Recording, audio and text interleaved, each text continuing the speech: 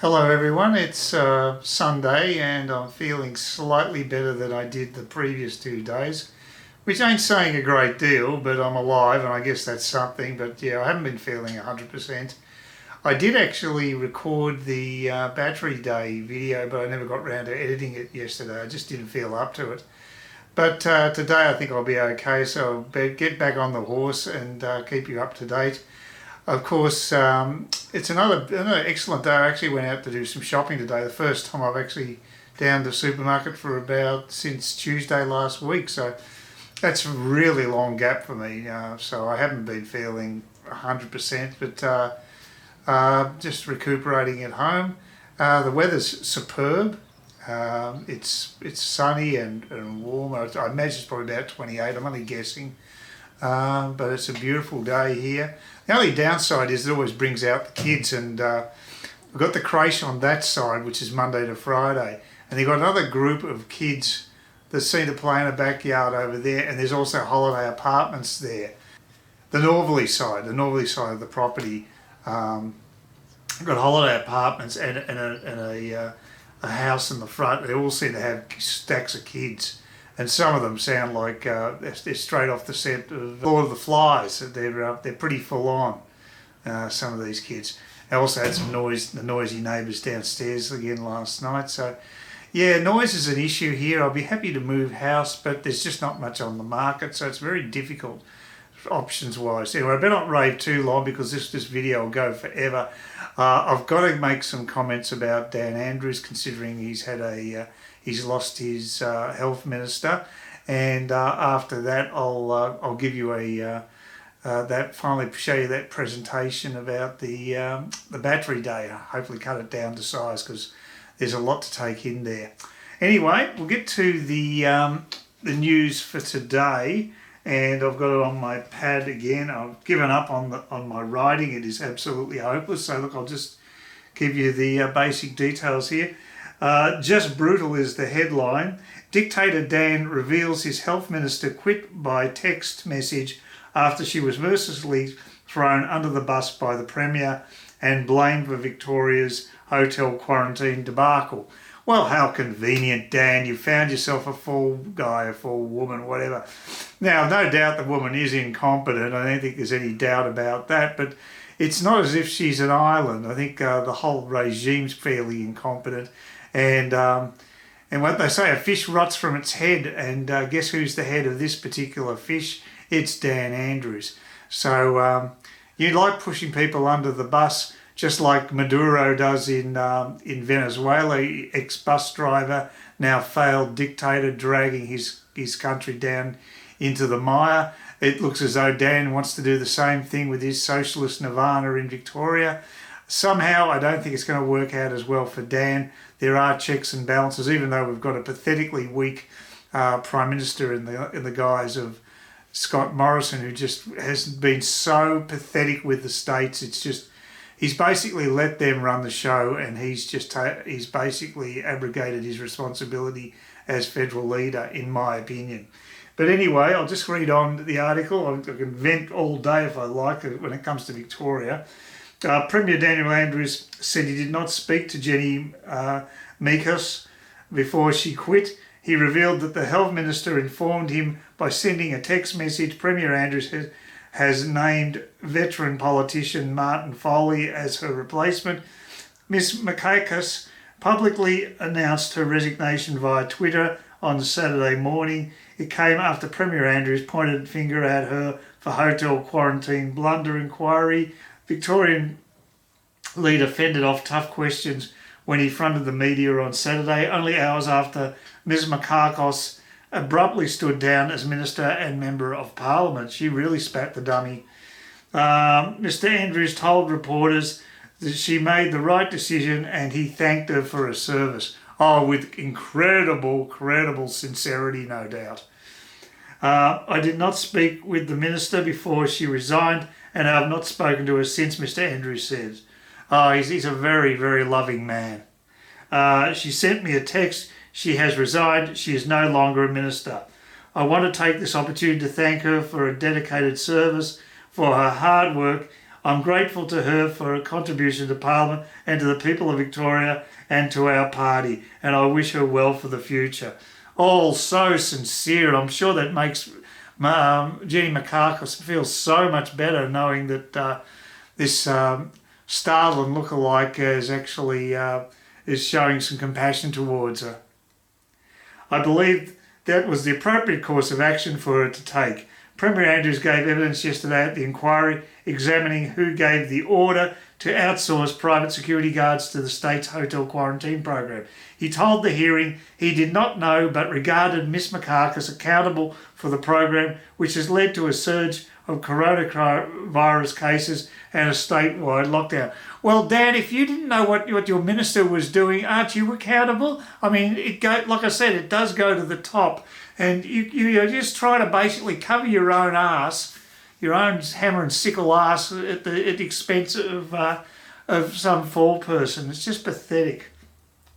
Less than 24 hours after the Premier made his comments, Ms Mikakos walked out of the job, becoming the first domino to fall in the under siege cabinet. And it is an under siege cabinet. I can see that the dominoes are going to start falling.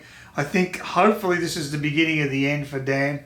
I know Victorians seem to be in a masochistic lot, but maybe even they're starting to wake up from their coma they've been in for probably about 6 or 7 years now. I think they've voted the guy in twice. God, I really wonder about Victorians. They've just got to get their act together. I know that the media there is incredibly biased, and their educational system is just basically turning them into a little socialist, but something's got to give. They've got to wake up from this coma.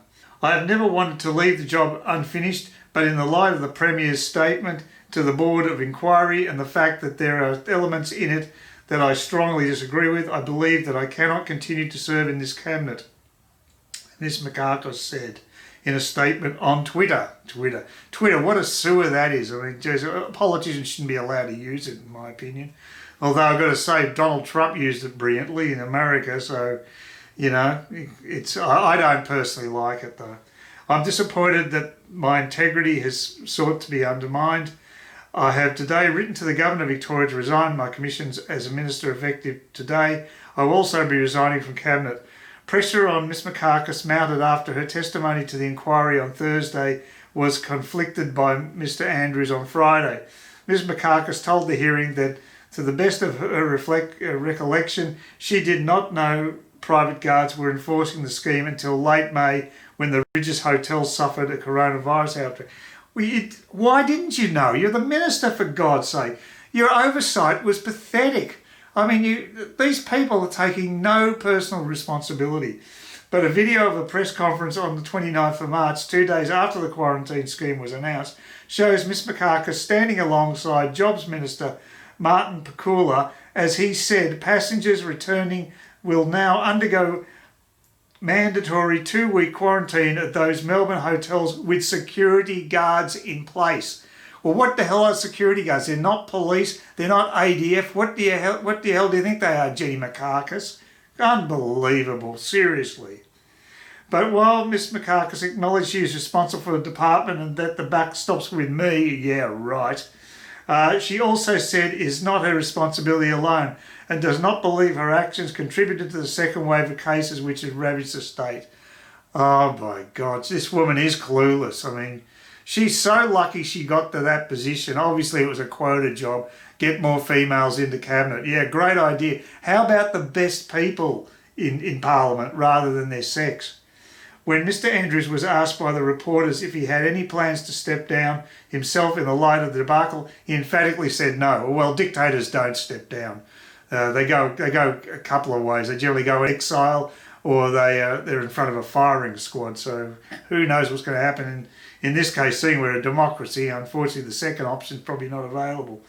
I don't run from problems and challenges. I've got a very important job to do, which is to continue to get these case numbers down and then to begin the biggest recovery project that our state has ever seen. Only the biggest recovery project because you basically stuffed the economy so much, you moron. This is a 1 in 100-year event, so my answer to your question is no. I have an enormous amount of work to get done, and I'm going to get it done because that's what I do. I get things done. Well, I think you're done, Dan.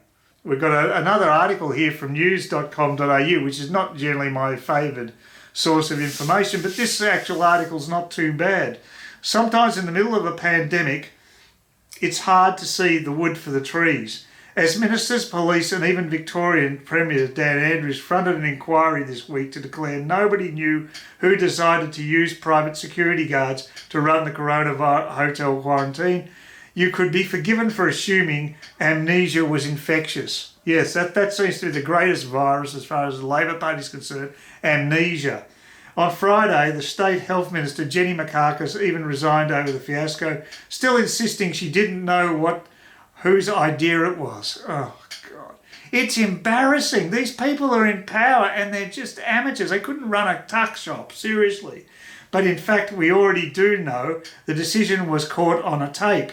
And what the tape confirmed is the decision to use private security guards was based entirely on Victoria Police's strong preference not to do the job. Yeah, bloody as Victorian Police, they'd rather intimidate innocent citizens in parks and grandmothers and other frail people in parks rather than actually do some quarantine work. Typical. It also recorded text messages and hand-scribbled notes tendered as evidence to the hotel quarantine inquiry. While it would be wrong to assume if police or ADF were used, it would also be difficult. We do know that the vast majority of cases that started the second wave can be linked back to the hotel quarantine scheme. The decision to use private security can be traced back to 3 crucial meetings on March 27 as officials rushed to operationalise the Prime Minister Scott Morrison's announcement that all returning travellers would go into hotel quarantine. At lunchtime on March 27th, the National Cabinet decided to enforce the mandatory quarantine. Before the Prime Minister had even announced that Victoria's Chief Police Commissioner, Graham Ashton, had sent a text message to the Australian Federal Police Commissioner, Rhys Kershaw, insisting the AFP sort it out. Why wouldn't the AFP guard people at the hotel? Ashton wrote to Kershaw 1:12 p.m. on March 27. I understand the preference of the Victoria Police or the Chief Commissioner is that private security be the first line of security and the police respond as required. Is that your understanding? Absolutely, that's our preference, Mr. Green just replied. It's all on tape. During the meeting, text messages continued to fly between the Emergency Management Commission, Andrew Crisp, and Victoria Police. Crisp even stepped out of the meeting to take calls from the Police Commissioner of Police, Graham Ashton, and he then texted Granger, who was in the meeting he stepped out of, about what Ashton wanted. I stepped out to speak to Graham and I let him know you're in the meeting as it's only just come out of VSB.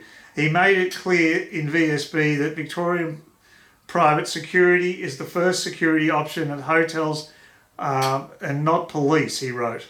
In the face of such mounting evidence, it's bizarre that Ashton tried to tell the inquiry that he didn't have a preference over who was in charge of hotel quarantine. Absolutely untrue, Ashton replied.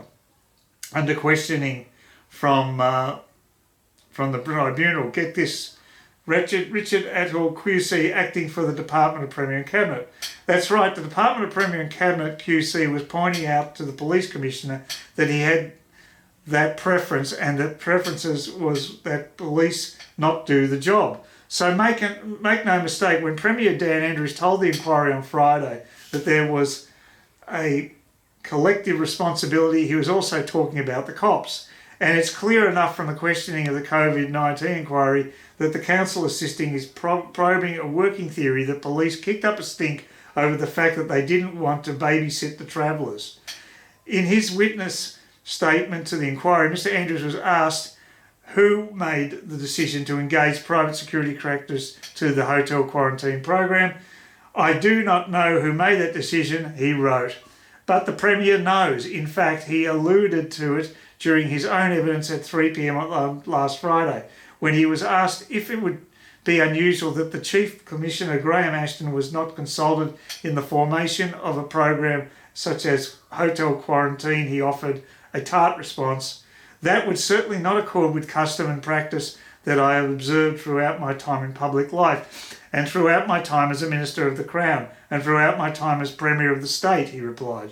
In other words, Victorian public servants, and more significantly ministers, were too scared to question or challenge the police because they didn't want to be accused of taking the cops away from the frontline policing to guard a bunch of tourists and expats locked in their room eating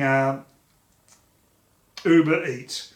Remember too, the decision to introduce a curfew in the state was also designed to make it easier for police in an operational sense and was not based on health advice. Well, we all know that. Very little of what's been going on has really been based on health advice. This whole corona fiasco, especially in Victoria, just shows how, well, like I say, why do we have state governments? They're more trouble than they're worth, in my opinion. They've dragged down the whole national economy. We're going to be paying for this for years. Years. We were on the cusp of actually paying off our debt before all this crap happened. We've got no hope now. This is basically putting the whole Western world on the back foot and playing into China's hands, and that is not a good thing. This has really... well, I'll tell you, if it was the Chinese who came up with this virus and let it loose from a lab, I'll tell you, they've done a great job of sabotaging the West, because we're our own worst enemies the way we've reacted to this. We've been way too easily scared and forced into an extreme situation, in my opinion. Anyway, I'll leave it at that.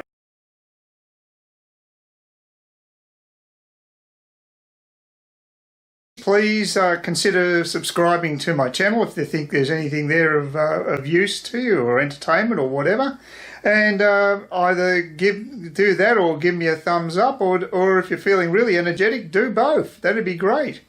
But please don't ignore me. That's the worst thing you can do on YouTube, is be ignored.